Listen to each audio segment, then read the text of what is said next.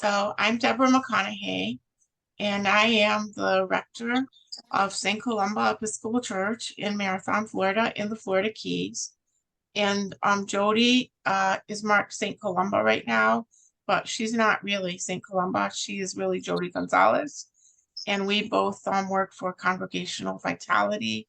And since COVID, we've been engaged on these conversations monthly or every 6 weeks types of conversations. And if you've been with us before, you know that we have a pretty straightforward agenda. We do our welcome, which I'm doing now. We offer our FAMA Bible study, which we're encouraging parishes to use. And I'll go into that in a second. Then we offer information, and then we have time for some questions. And then following this program, we do send out all of the information via email if you've given us a good address. And with this grants program, there is a lot of specific information. And then this is also going to go on the diocesan website as a tab, I think, under Congregational Vitality as a resource. But for the time being, you'll be able to get it. And so if you've been with us before, you know that we're always encouraging all of our meetings to begin with a Bible study. And we know that that can seem to be a daunting task when we have so much activity that we want to discuss in our parishes, our vestry meetings, and all of the things. But Jody and I, in 2007, learned this, I think, an excellent Bible study. It's called FAMA. It stands for Facts, Association, Meaning, and Action. And if you've been with us before, you're really familiar with it, and that it could be a whole hour-long or 2-hour-long Bible study, but it also could be a 5-minute Bible study. And it really, the way we do it is, you might notice that if we're going to have a conversation about something, the Bible study will support that. And that's how we operate in our vestry meetings and when we go around to different churches also. And so the FAMA Bible study for today is going to be Luke chapter 11, verses 9 through 13. And I would ask someone if you could just read the whole entire passage at this moment. Give me 1 second and I'll share the screen. Okay, thank you. You're welcome. Okay, and is there anyone that would like to volunteer to read? Just, it's a short passage, so. No one volunteering. I'll volunteer myself to read. So I say to you.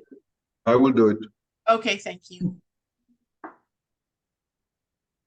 So I say to you, ask, and it will be given to you. Search, and you will find. And the door will be opened for you. For everyone who asks receives, and everyone who searches finds. And for everyone who knocks, the door will be open. Is there anyone among you who, if your child asks for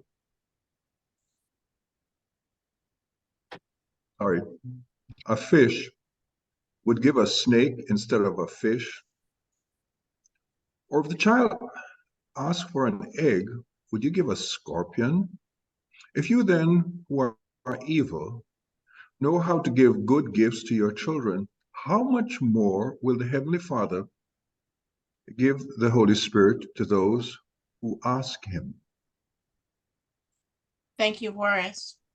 Thank you. And so if you look below the passage, you'll notice it says FAMA stands for Facts, Association, Meaning, and Action.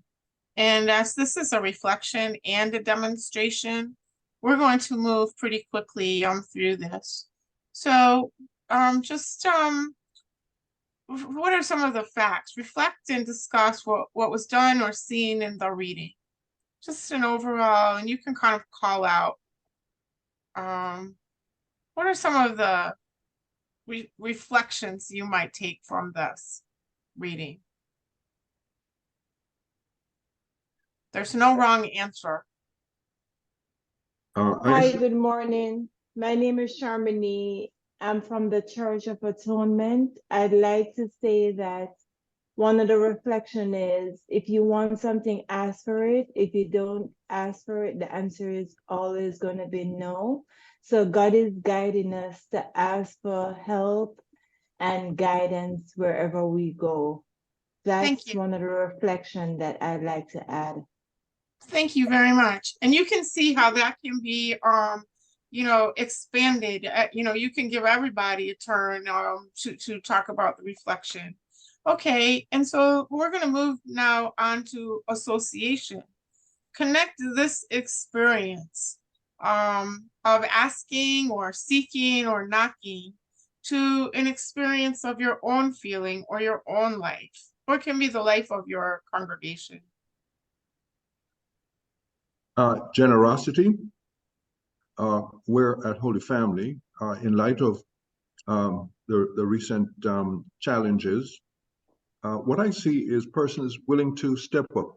I can, I will, and I do in every area of our life. I think very quickly of a current situation with someone facing a housing crisis. I put the word out, inviting response, and wow, wow, wow. The generosity, do you need money? Do you need food? What do you need? It is certainly a joy. Thank you. Generosity. Thank you. Thank you. And now you see once again how that could be expanded. And now we're going to move down to the deeper meaning of the experience of generosity, the experience of asking. And it's important, not only personally, but in the life of your parish.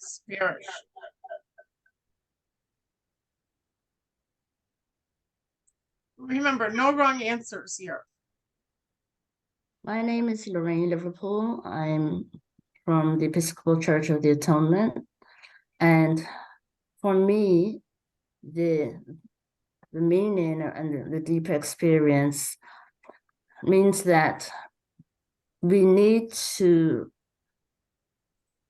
go beyond our hesitation of asking for what we want and what we need. I believe a lot of times when we either individually or as a group or community, when we need something, we are concerned, maybe even afraid of the response, or afraid that we may be told no, so we don't ask. But as it says in the passage, if you don't ask, of course you won't get. So we need to push beyond that hesitation and trust that even if we hear no, it's okay, but the likelihood of us getting what we want is stronger if we at least just ask. Thank you. Thanks, Lorraine. Okay, and so now we're going to look at how do you see, we gave you like a really easy one on this one. Action. Invite people to take action. How is this passage sort of influencing people to take action?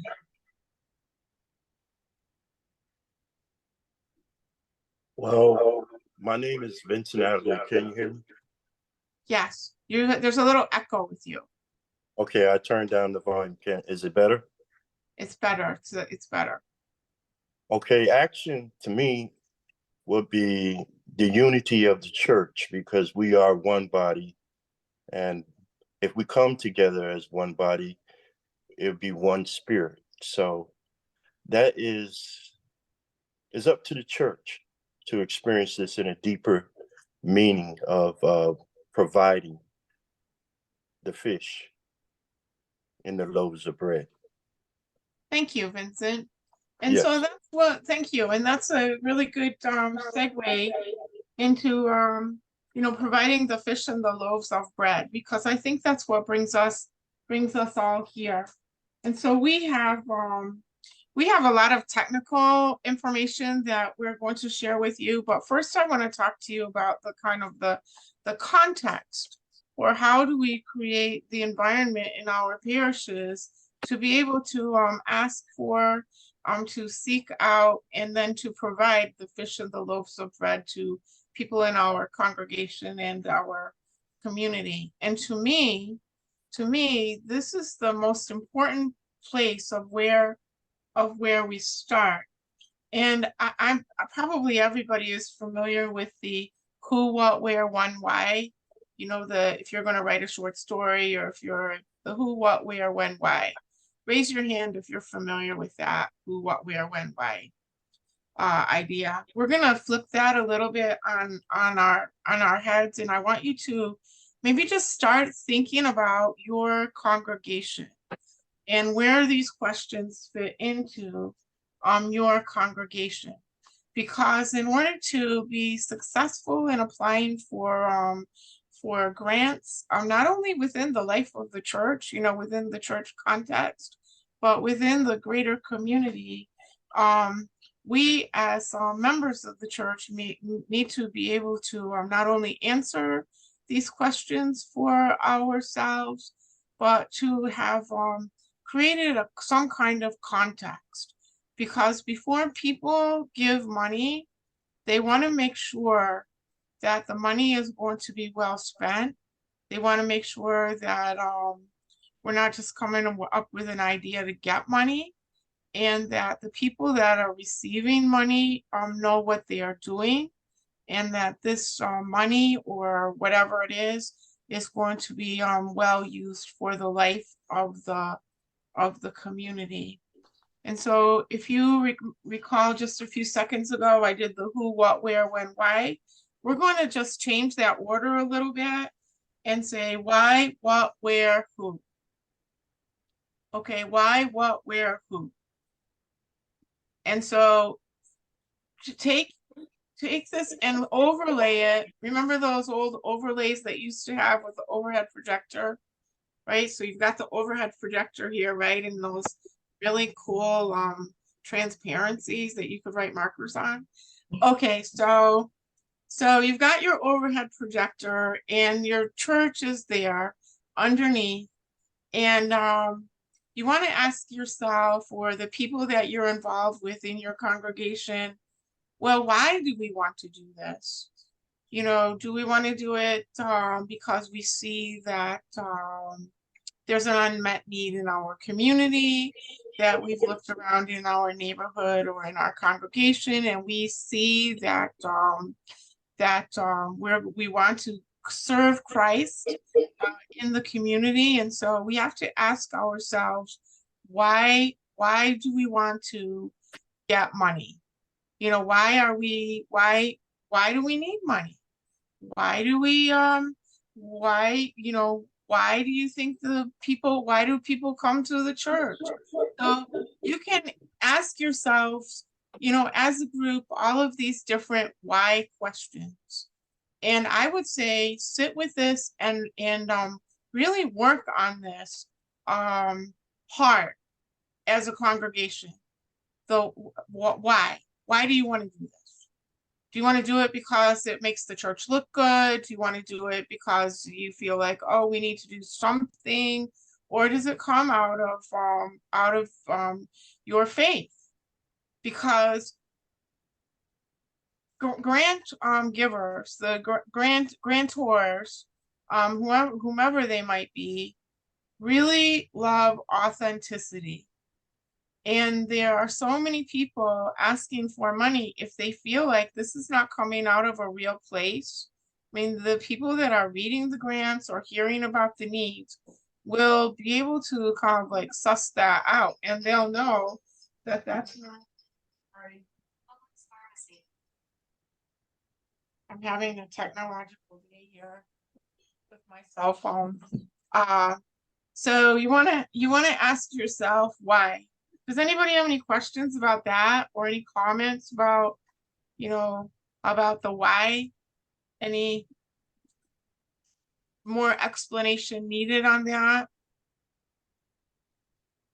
Okay, I mean, I'll give you an example. I mean, St. Columba, I feel pretty confident about being able to talk about grants because we apply for and receive many grants at St. Columba. And one of our best grant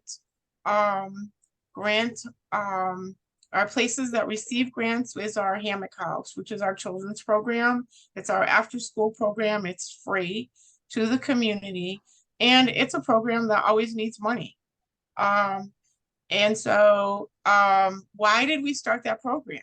We started that program because there was no after-school program in our city. And also the cost of living is extremely high down in the Keys, and people, even if they could afford to put their kids in dance lessons or whatever, it was too expensive for the average person to be able to afford that. So we answered that why for ourselves. And so then you think about let's say you have a lot of senior citizens in your area, for example, and you're probably, you know, now, especially with this heat wave, you might be saying, oh my gosh, not everybody in South Florida has air conditioning. You might be worrying about that up in your area. You might, and so I'm just using this. It's too late to apply for a grant right now for that, but I'm just using this as an example. You might say to yourself, well, it looks like the heat is going to be a problem in South Florida, you know, for the foreseeable future. And we want to make sure that our senior citizens and our people that are vulnerable don't struggle the way probably people in your area are struggling now. So then you say, well, what can we do as a church? What can we do as a church? Well, we can make sure that people are cool. You know, make sure that people are cool. And you notice this is a very kind of like broad-based idea. I'm not saying how they're gonna get cool. I'm not gonna say what I'm gonna do about it. I'm just like, and you would do this with a group. So this is a very abbreviated process, and it's I just, you know, picked this example because that's what's going on now. But you could broaden this to a bigger program or to something that's more far reaching. So you've said, okay, well, why do we want to do this? It's hot in South Florida, and we notice our people are really struggling. I've heard people, you know, are calling around, you know, people could die from this heat. It's terrible. And so what we want to make sure that people don't go through this again if we can help it. It's part of our mission and ministry of outreach and inreach. I'm not saying everyone is going to come to my parish hall and first we're going to have a prayer service, and then we're going to have a meal, and then everybody can cool down by filling out crossword puzzles. I'm not there. I'm saying people are hot, they are dying, they're uncomfortable, it's bad, and what can my church do about it? You see how I'm doing this? I see how I'm doing this? Okay. So then, Deborah, yes. this is Lorraine. Yes, hi, Lorraine. I have a couple of quick questions, if you don't mind. The grants, should they target a larger community beyond the church? Are they more likely to be granted if we are requesting grants for some kind of outreach? That's number one. Well, I'll go with that first. Yeah. So it depends upon the grant. It depends upon the grant, but yes, the answer to that question is yes. Because grants, especially when they're offered by the community, and even grants that are offered by the Episcopal Church in our diocese, so you can go for a regional one or Episcopal or off of the website of the Episcopal Church, they're always looking at not only what are you going to do for the congregation that is sitting in your pews, they are most interested And what are you going to do for the people in your neighborhood? A grant really, I'm not talking about like a grant to fix your building. I'm talking about grants for mission and ministry. All right. I'm talking about grants for mission and ministry. And so they're going to want to see how are you, if they're going to give you $1, if they're going to give you $1, how is that dollar going to be used in your community, in your neighborhood to help people? And so does that answer your question? Yes, it did. Okay, great. Thank you. And Okay. Oh, sorry. That's okay. And so now we're going to move on to, we're using this example right now. And you can use like a lot of different examples, almost anything. If you look around your town or your city or your neighborhood and you look around or you talk to your parishioners, you're going to find a lot of unmet needs. Or if you only had a little bit more money, or you're doing a program right now, if you just had a little bit more money, you could take that program to 10, you know, and help a lot of people. And so so then you're going to ask the question, well, where? Well, where are we going to, we know there are people that are suffering. We know what we want to do. We want to have people cool down somehow or other. And how are we going to do that?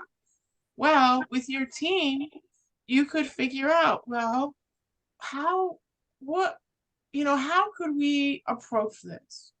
We could approach this by offering our parish hall as a cooling center, right? People could come to the parish hall and they could have a cooling center. And they could, we could network with the police. We could network with the paramedics. We could network with the different agencies and organizations in our neighborhood. And we could let people know, hey, we've noticed that this is a problem, and we really, really want to help. And so one place you could say is we're going to designate our parish hall as a cooling center. Now you could also say, okay, what about the people that are homebound? They can't get out. So you could say, on the other hand, or, oh, we are going to also purchase some air conditioners, some window unit air conditioners. And on a Saturday morning, we're going to get our people to go to people's homes and install some window air conditioners. They don't have to be the massive whole house air conditioners. They can be, the smaller ones, just so there's a cool room in a house. And so then you might want to say, wow, gosh, air conditioners like that size are around $200 on sale at Home Depot or Lowe's. And, how many air conditioners do you think that we would need? Those are the details. You don't have to worry about that at all right now. Now you might say, okay, how could we get these air conditioners? Well, we could network with Lowe's, with Home Depot, with your local, hardware stores, and ask them, can we get a discount? Can we get a discount? Can we get a grant on the air conditioners that we want to buy? We want to buy 10 air conditioners. Will you give me 2 air conditioners for free? Or can I get a grant from Home Depot or Lowe's to get some air conditioners for free? Could you contact elder services in your area and say, our church, we're going to do a cooling center. We're contacting the paramedics. We're contacting the police. We're contacting, elder care services and so on and so forth. We've got this going on. But we're aware of homebound people too, and we want to, get some extra air conditioners, and we would like some money for that. We would like some. We have our hands out, which is a good thing. Asking is a good thing. We have our hands out for money. And so then they say yes, and then you think, okay, now we all know the cost of air conditioning has really gone up, the price of electricity. So then you set aside or you apply for a rebate or some money from FPL, which, would be challenging, But I think it was Lorraine that said, if you don't ask, you're not going to get anything.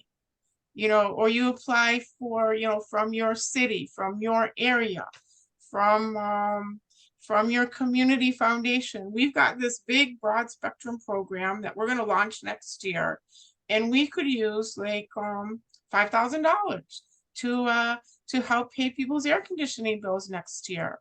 Or I mean, down here we partner with the social services group, and then they partner with we go through them because they are close partners with the electric company, and they can give rebates. So you see what I'm doing here?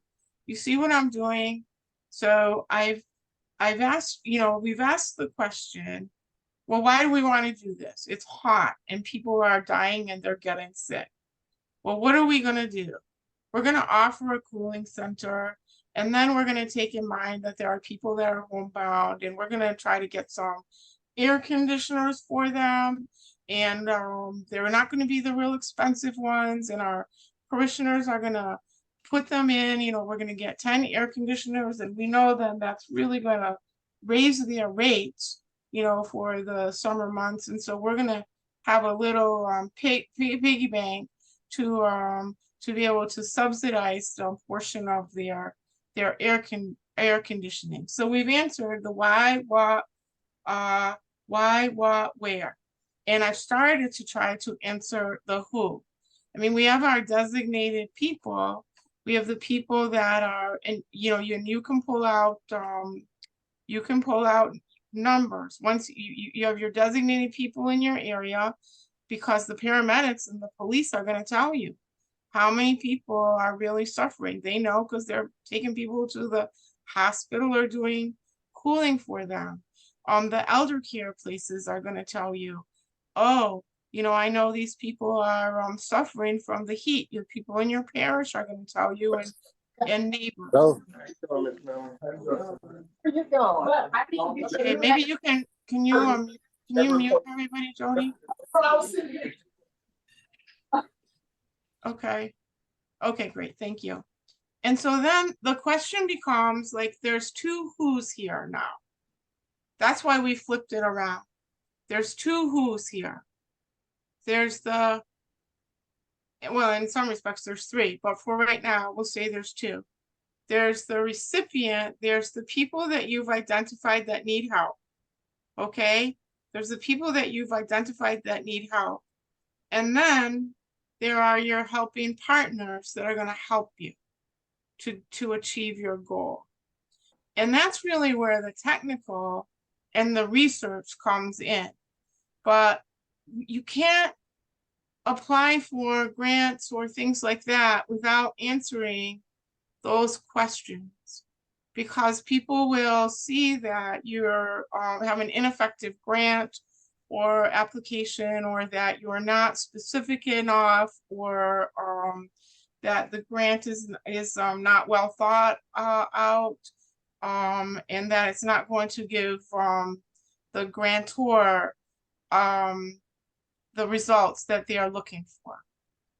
And so in some respects, these are the tangibles and the intangibles. It takes a while to set up the system, but it is set up above. It's not rocket science by any means, but it is very diligent, careful work. It's like if you have a garden, right? You have a garden, and I mean, we're reading all about the weeds and the parable of the sower and stuff like that right now. It's like that for preparation of the soil. And all of that takes place within the context of your parish and in your mission in the church, in the greater world. So I'm going to stop there for a minute, and because I've talked your ear off, I know that, and let's open this up for a little conversation and some questions, and then we're going to move on to. After that, we're going to move on to some ideas for the people that you could apply for grants from, and that's That's in the paperwork that we've provided, as well as that's going to be on the website. So this is open for like comments or questions right now. And so we've muted everybody. So if you want to talk, you have to unmute yourself. I appreciate the approach here of asking the simple questions to get started. All too often, I've been to workshops and it's so complicated, convoluted. I really, really appreciate. And I have to say thanks. Your example in relation to the heat wave, but also, and more importantly, that this is a long-term journey. Jump in, jump in, jump in. So I'm appreciating and cannot wait to get on to the next segment of sources for grants, be it within our church community. Thank you. Thank you. Okay. Thank you. Thanks. Any other questions or remarks, comments? Deborah, this is Lorraine. I have a couple Okay. of questions, if you don't mind, that I missed. I have the where and the why and the who. You said you had mentioned the what?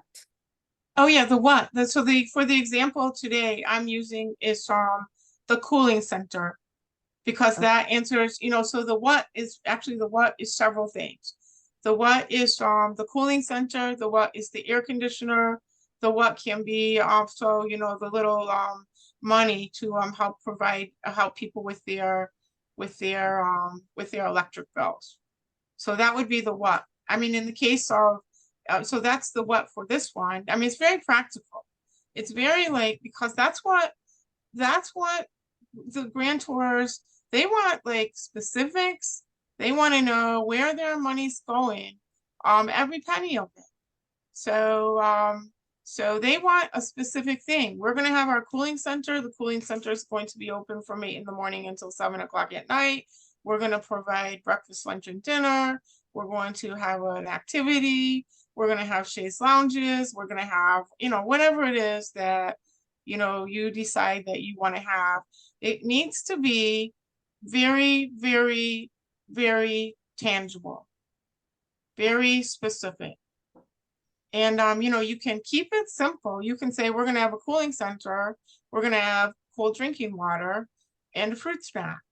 I mean, it doesn't have to be some big elaborate thing, but it should be exactly what you're going to do.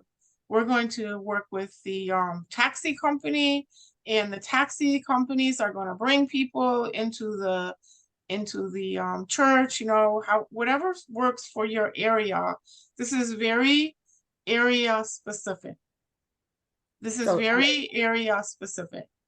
Thank So, you. And yeah. this brings me to my next question. So the helping partners, those are the people in your area who can give you the information that you need to add the specifics to your grant. Is that correct? That's correct. And that's Okay. correct. And that's like an amazing opportunity for the church, because you're out there interacting with people and you're doing it. I mean, the way we look at it is we're doing our mission and ministry because of our deep faith and our love for Jesus Christ. That's why we're doing it. And our love causes us to want to help others. That's why, I mean, for St. Columba, that's why we are doing what we do. I mean, that's why we do everything we do. It comes from that. Now, for your church, it's going to be something maybe a little different, probably not too different because we're all the church, but it's going to be something maybe a little bit different. But over the years, I mean, we've been seriously involved in getting grants since I think like 2009. And so since 2009, we've kind of evolved into, this is who we are, this is what we do, and this is why we're doing it, and this is what we're going to do. And now that doesn't mean that sometimes at this stage of the game, because we've been doing it for so long, that we're not out looking for grants and going, oh, could we apply this grant to what we're doing? Because some of you already are going to have established ministries in your churches already. And you might want to take this time to like amplify that ministry.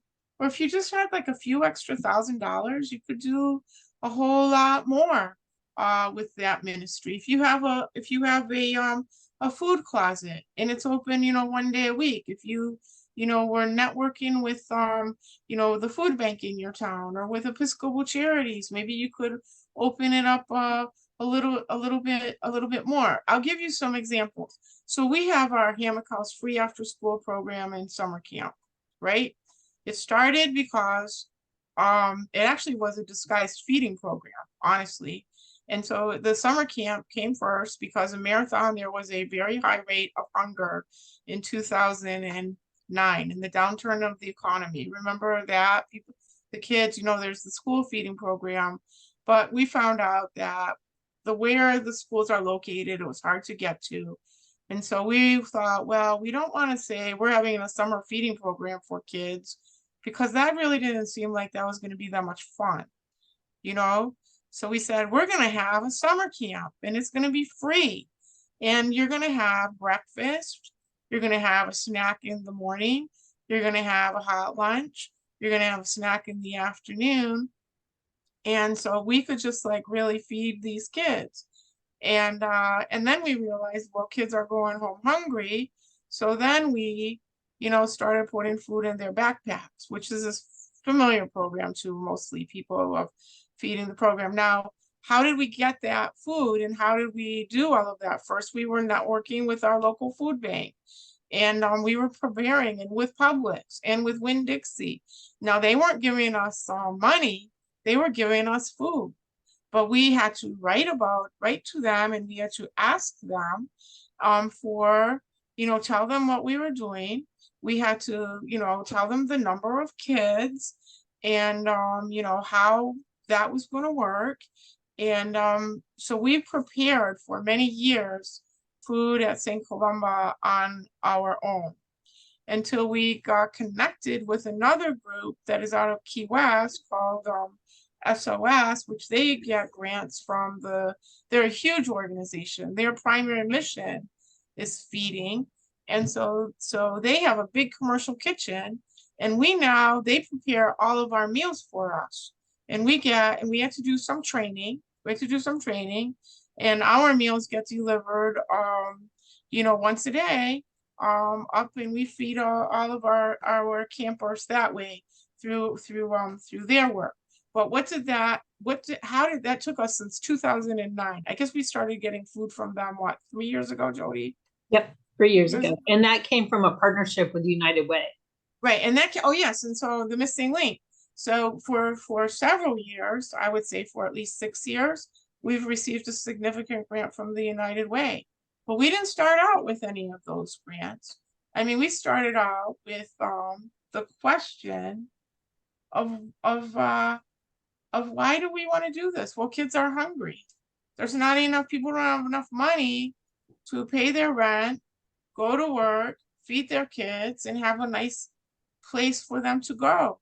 And we didn't feel like it was really a good thing to have, children not involved in some kind of wholesome activity, some kind of good, safe feeding activity. And so our camp has been going on since 2009, every summer, for free. And it's funded primarily, now it's funded, we've expanded it to be funded by our store. Initially, it was funded though by like little teeny tiny grants. We got a grant from Episcopal Charities. We got Church of the Resurrection. If you remember when they sold their church and they received all those millions of dollars, they gave us a van. And they didn't give us a van like out of the blue. They gave us a van because we were moving our kids around in taxis from around the city of Marathon, and it was very expensive. And And we ask them, you see what I'm doing? I'm telling you that if you have a good idea, a real idea, and the idea cannot be, you might notice the one thing I haven't said yet. What's the one thing I haven't said yet? Money. Budget, No, money's one thing. That's not the important thing, though. church budget, Nope. That's not the inciting incident of this mission and ministry cannot be one thing. There's one thing it cannot be, because grantors will smell that and they won't give you any money. inauthentic, Inauthentic. The grant cannot be, we want to get more people to come into our church on Sunday morning. It cannot be that. And that is often what happens. Churches think, okay, we're going to set up this like sham program or a pretty good program, but our ultimate goal is to put more people in the pews. Our ultimate goal is to put more people in the pews. That cannot be your inciting incident. Your why cannot be that. It has to be honest. It has to be loving. It has to be practical. Now, I'm not saying that more people won't come to your church because of the work you're doing. They might or they might not. You know, they might or they might not. But generally speaking, people want to go to places where some things are actually being accomplished and completed, and like attracts like. Like attracts like. They will donate to you. They will donate to it. That's right. They will donate to it, but that can't be your premise going in. Your premise going in has to be the why. Why do we want to do this? We want to do this because we're a faith community and we're called out into the world, you know, to serve the people in thanksgiving for the blessings that we've received. Now, that doesn't mean that our people in our congregation are cut out of this, because we're going to have people in our congregation that they're hot too, right? And you don't say to them, oh, you can't come because you go to this church. You're saying this is so great and invite your friends. You know, we don't say to our families, oh, you can't send your kids to our free after school program and summer camp because you go to this church. We're like, this is so awesome. And, you know, and tell everybody about it because it's a good program. And so to me, in terms of teaching about grants, that is the most important thing. And like Horace said, I think that's the step that is really, really, really missed. And so you can see Jody is now sharing. Some of like just the nuts and bolts. And you're going to see these things on, we're going to send these out. We're going to send these out to you. And then also, if you don't find it on your email, you can also, eventually it will come on the website of the diocese. But we're happy to share this information anytime. And so you're going to be looking around. You've got your idea of what you want to do, or you're already doing it and you want to make it a little bit better. And then Jody, can you scroll back a little bit? Yeah. Scroll back a little bit. And so you're going to be looking around in your community where there are many, many grants in your community. There's United Way grants if you want to do some social services thing. There's community foundation grants. You can get little grants from Publix and Winn-Dixie, you know. Chamber of Commerce, Rotary. Yeah, if you have the women's groups, they have grants. And these do not have to be big grants. I mean, $1,000 grants, $2,000 grants, $500 grants. Anything helps. I mean, you can ask for like there are some places like corporate corporate businesses. So if you get onto the level of Baptist Hospital or Home Depot or Lowe's or, you know, Publix or Winn-Dixie, you're going to have to go into their corporate structure to get the grants. But in order to get your started and get your foot in the door, you can go to your local store and you can say, hey, you know, hey, Winn-Dixie, or hey, which we found to be enormously generous in our area, our Winn-Dixie, we're doing this project. Would you be willing to provide the juice for our cooling center? Or hey, Coca-Cola or Pepsi, you know, we're going to need some water. Would you be willing to partner with us to provide some water? So, I mean, once again, just like Horace said, we're starting at a very kind of like basic level to practice asking. Because I think Lorraine said, yeah, sometimes we're afraid to ask because we think we're gonna, you know, people are gonna say no. But if you practice asking at a very kind of basic level, you're going to get really good at it. And then you're going to find out that asking is fun, because asking gives you a chance to share what you're doing. And then if you actually get what you're asking for, the benefits to the community are really endless, absolutely endless. And so the nuts and bolts are important. And we're going to go through these, you know, you need to read the directions, because presentation, now we're going to turn the page. Presentation is super important. So you don't want to have any misspellings. You want to make sure that the grant is appropriate for whatever it is that they're asking for. You want to do some research. You want to say, you know, what would be some potential challenges, so that people have an idea. What you're doing is you're creating a narrative that is truthful and believable. So you're telling the story of your project, and you're telling the story of the possibility of your project. And so then after you get kind of like the basics of the grant put together, you want to have other people read it, because especially people that don't know anything that you're trying to do, because they're going to ask you some really important questions. They're going to let you know if your narrative makes any sense.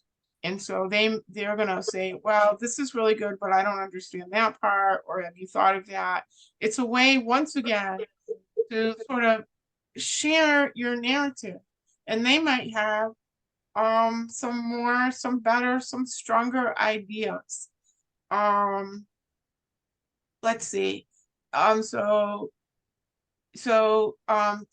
Organizations have personalities. We all know that. So organizations have personalities. So you want to look at the way that the grant was written. If you're going to apply for it, I wouldn't advise that right now. Vincent, can you mute yourself, please? Thank you. If you're going to apply for a very technical grant that has a lot of technical language, which I wouldn't advise that at the get-go, then you're going to have to write a very, very technical grant application. If you're writing Episcopal Charities, they have these like quick start grants.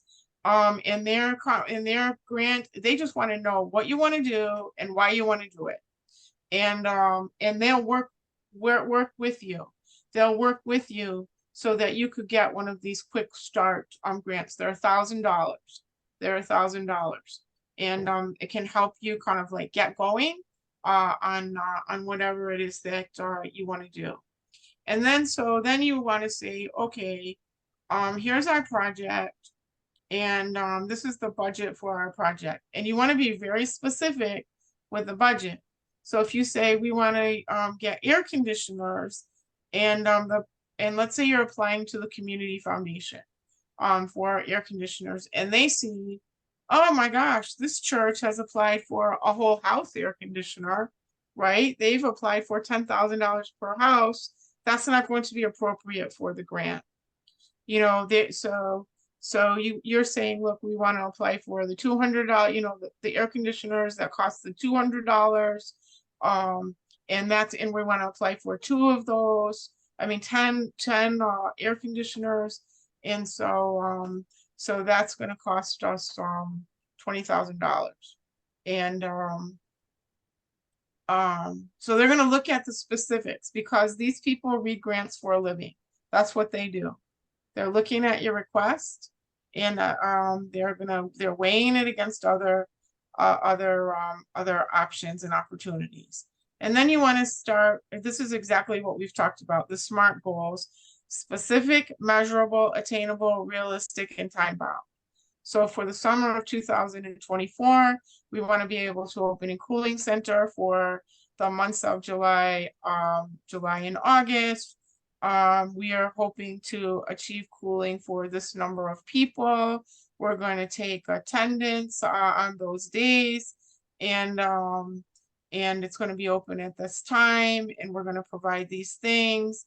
And then we're going to write a report, because grants are going to require some kind of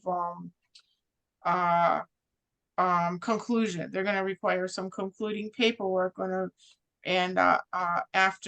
and that will be also the evaluation. I mean, for example, this year we've expanded our camp 1 more week because we realized there was a lag in time. And so we expanded our camp 1 more week. And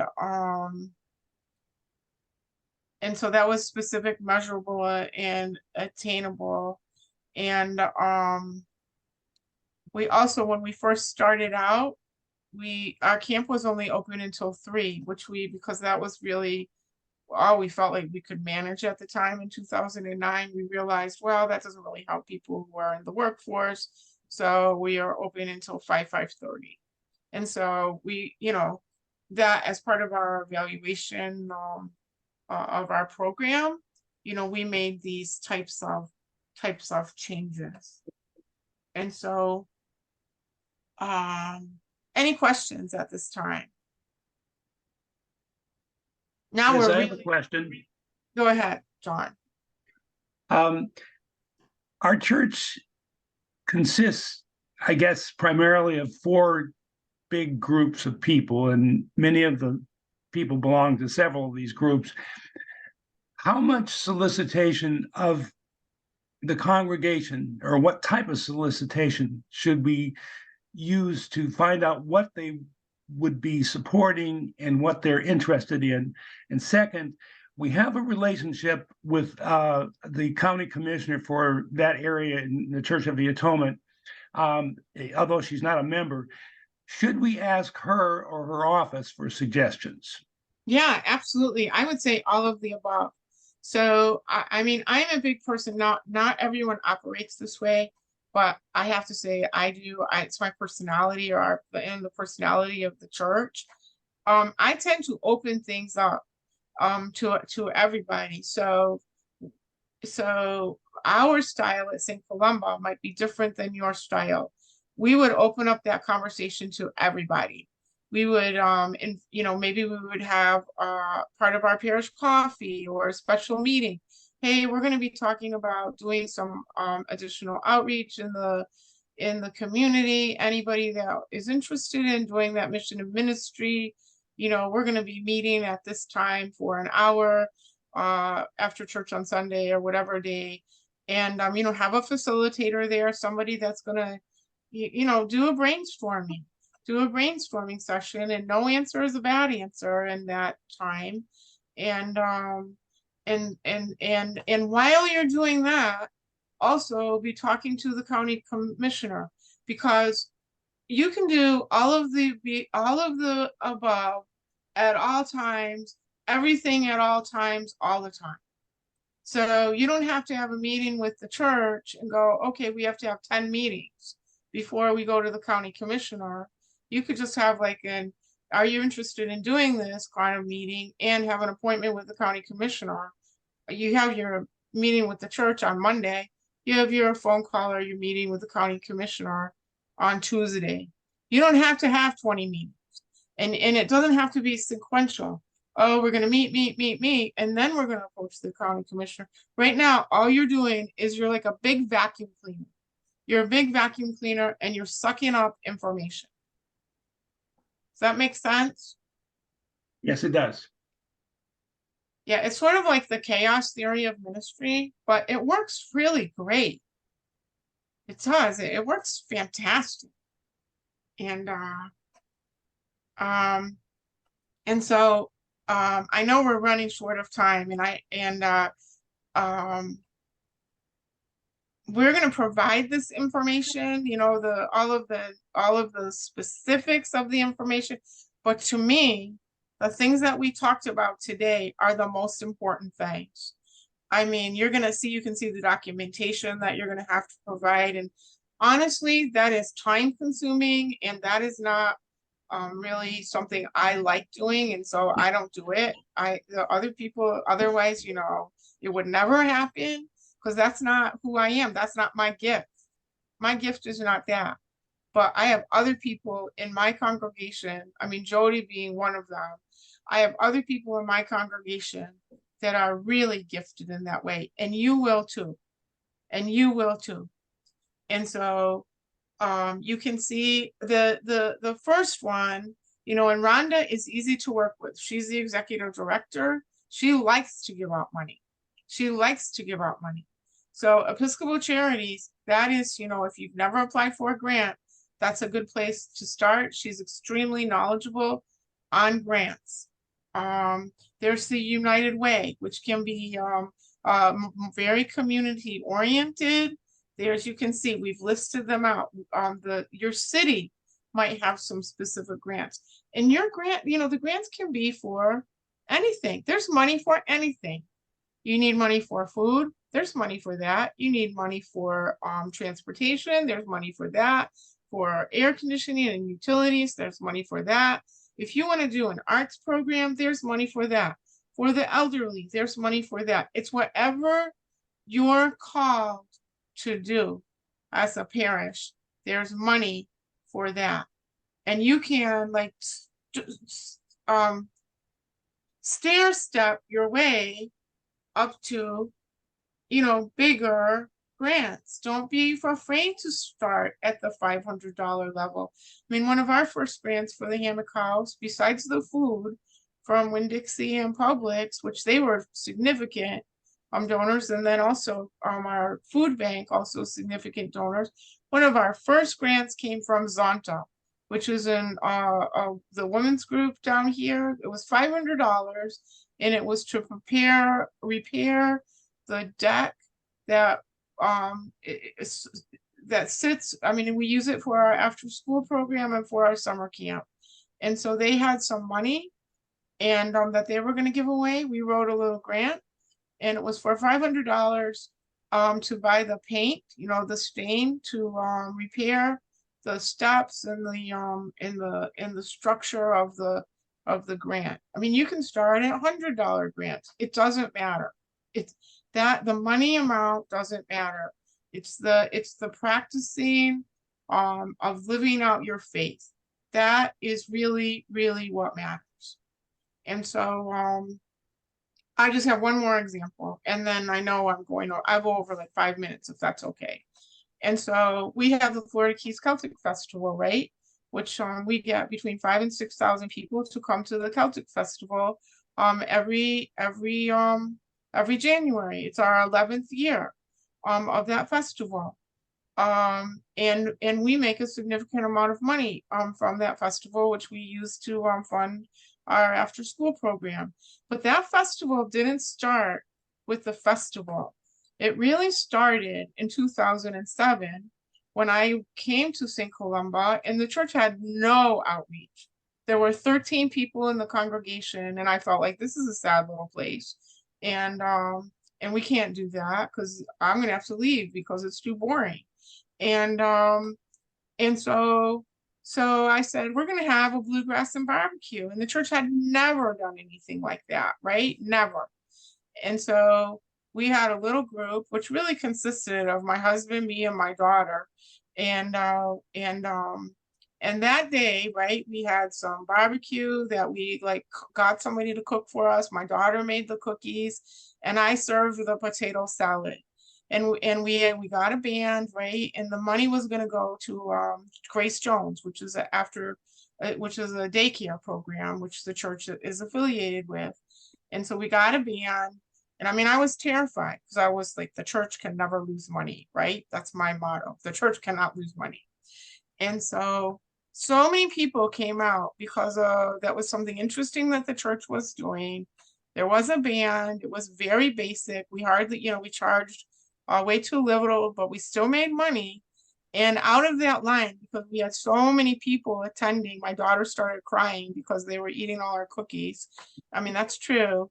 Out of that line, somebody came into the line and said, Deborah, it looks like you need help with this. Do you want me to help you serve the macaroni salad? His name was Ed Boughton. He was 85 years old.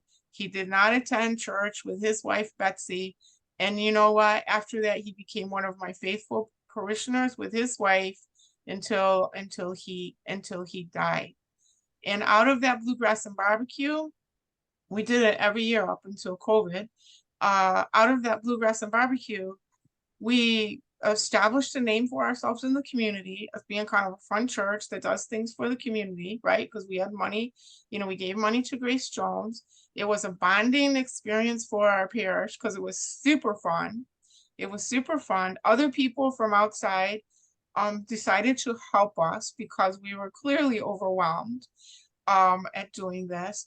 And we practiced, this was our practice for putting on the Florida Keys Celtic Festival. Without that bluegrass and barbecue, we never would have had the confidence to go to the Florida Keys Celtic Festival. It took many, many years, but we did it. And that's the same way with grants. And with the Florida Keys Celtic Festival, we get grants. We get something which you have in your area called a tourist development grant. This year we got $23,000 for that grant. And it helps us put on the festival. And so that's a total arts grant. That's a tourist grant. So there's grants from the state of Florida. There's grants, from your arts council. But exactly what Lorraine said in the beginning, you have to ask. Because we don't get every grant we apply for. We don't get every grant we apply for, but we're always out there looking. And then when you have a successful program, people will throw money at you. People will throw money at you. You will get checks in the mail from people you don't even know. I'm not telling a story on this. You can ask Jody. We are amazed when we open the mail. Sometimes it's frightening because you wish you knew who they were so you could thank them properly. Yeah, I mean, we write them a thank you note and we try to look them up on Facebook and from all over the United States. People are looking to try to make a difference in other people's lives.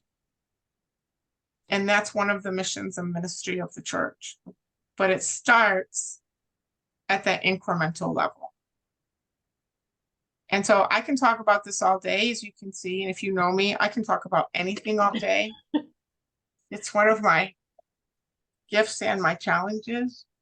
But if you want to call me, my number is 305-240-1421.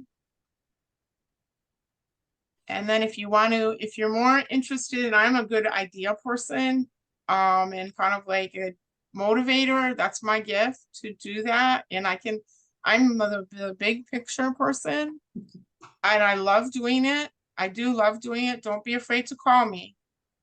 Don't be afraid to call me because I love brainstorming. And Jody is the nuts and bolts person. And so if you are going around and you look at the community foundation, you think, oh, how do I do this? I don't know how to do this, or United Way. Jody will be able to help you you know, with the real specifics. We'll read your grant for you. We're not going to assure you that you're going to get it, but we'll try to help you the very best we can. It's been a tremendous formula for St. Columba for our growth. I mean, and not to just like, I'm not bragging about this, all right? Let me just say this. I'm not bragging about this. Our church has tripled in attendance, and our budget with all of our programs and things like that has more than tripled. Okay, and that is through our mission and ministry. I mean, I'm not making that up. It is unbelievable. And it's not rocket science. It takes a lot of work. It takes a lot of energy. But by your attending today, I know that that's what you want to do, and you're just maybe not sure of how to make the first step. We can help you with that. We can help you with that one-on-one. Okay? And so let us pray. Almighty God, you sent your Son, Jesus Christ, to reconcile the world to yourself. We praise and bless you for those whom you have sent in the power of the Spirit to preach the gospel to all nations.